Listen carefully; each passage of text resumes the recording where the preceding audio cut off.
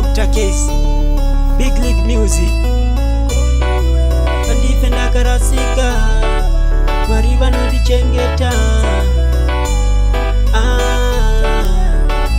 Kupesaniswa nekupima, hazvireve kuuya ndichada.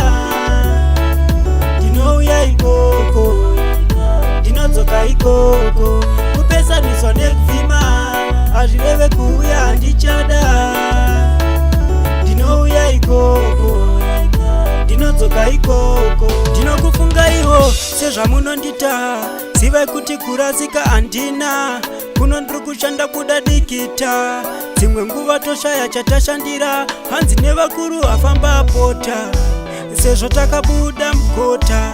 Totoshanda kunyangwe pane madota, tiriko kumaziva ndadzoka.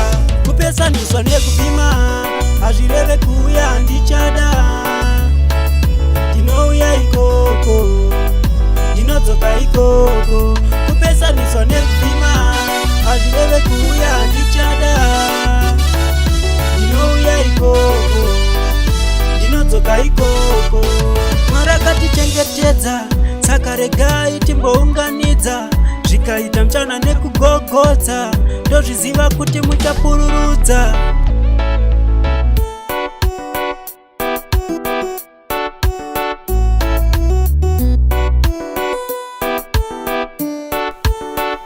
Kupesaniswa nekupima, hazvireve kuuya ndichada. Ndinouya ikoko, ndinodzoka ikoko. Kupesaniswa nekupima, hazvireve kuuya ndichada. Ndinouya ikoko, ndinodzoka ikoko. Ndinokufunga iwo sezvamunondita, zivai kuti kurasika handina. Kuno ndiri kushanda kudadikita, dzimwe nguva toshaya chatashandira. Hanzi nevakuru afamba apota, sezvo takabuda mukota.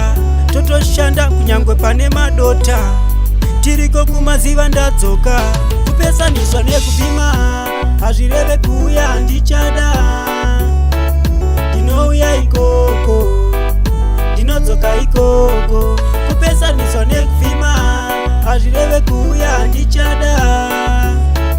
Ndinouya ikoko, ndinodzoka ikoko.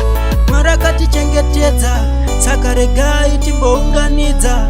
Zvikaita mchana nekugogodza, ndozviziva kuti muchapururudza.